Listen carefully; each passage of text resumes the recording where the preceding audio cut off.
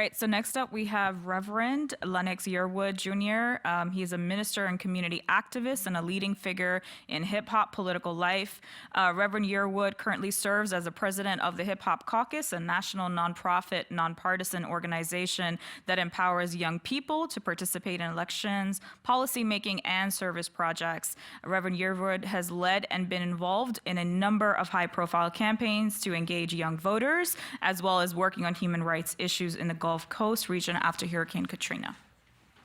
Lennox Yearwood Jr., Reverend Yearwood, and I am currently president of an organization called the Hip Hop Caucus. But for many years before that, I was in the U.S. Air Force Reserves as an officer, and in that capacity, was able to see both sides of the cost of the Iraq War. From being an Air Force officer, I saw the toll that it took on those who were enlisted through deployment, those who have loved ones and partners who did not see their spouses or their children, and also the human toll of them coming back and being a part of a war that many felt was unjust. And so in that capacity, seeing them, and then going from that to being a part of an amazing organization called the Iraq Vets Against the War, which I was very honored to work with them as many of us who are veterans, came together to speak out against the war.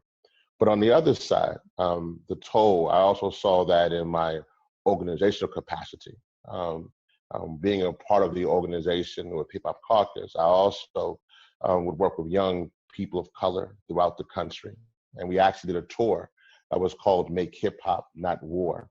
And in that, we actually would talk to people who would say that this war and the amount of resources that was going into this war could actually go back into the infrastructure at home. That was for me a double impact, not only going around this country, but also being from Louisiana. And right around 2005, seeing the effects of Hurricane Katrina and the lack of the levees and the lack of the support, particularly from the Army Corps of Engineers, and what happened there, knowing that money was going overseas and not coming home. But the one personal thing that touched me the most with the cost, with the loss of life and the cost of this war, was when I went over to Jordan to visit with Iraqi refugees and to hear their stories.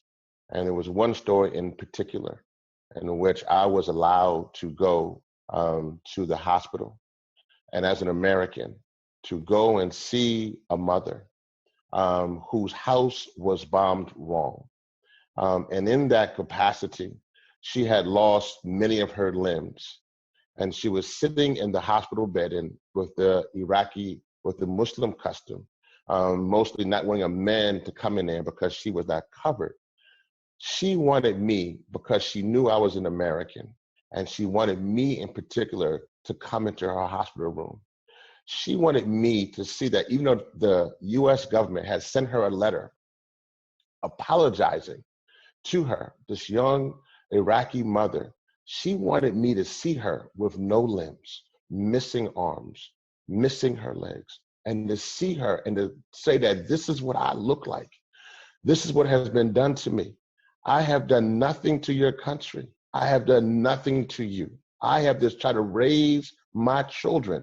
And instead, I now sit here for the rest of my life because losing arms and limbs because of a mistake, holding up a piece of paper from our government saying, we apologize. For me, we could never as a country go back and put back on this woman's limbs, never go back to this woman and give her back her house, what she lost, never go back to her and give her back her sanity that we have taken from her in the spirit of a war that should have never taken place in the first place. This is the cost of war. This is what I now have to remember every time I think about this war. That young mother, who I don't know where she is today, but I know the cost of war on her was too much, and too much on those who I work with in the Air Force, too much who I work with in urban communities, my organization, and much too much on the Iraqi people. And all I can do now with my life is say to my country, we not only must do better, but we must be held accountable to the crimes and the injustice that we committed in our name as Americans.